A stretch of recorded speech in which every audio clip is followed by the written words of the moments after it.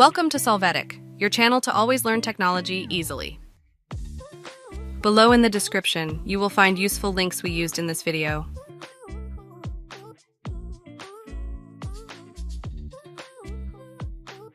Today in Solvetic, we will see how to insert email icon in Word document.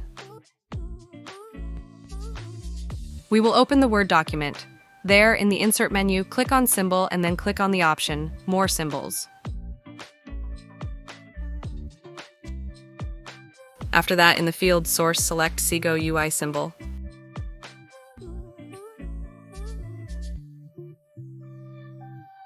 Then in the field Subset, select the option Private Use Area.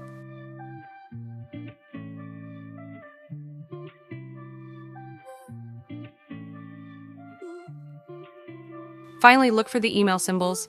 Click on the symbol and click on Insert.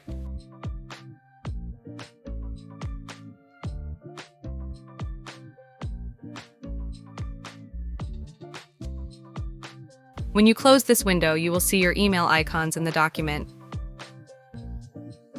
Hey, remember to subscribe Solvetic channel.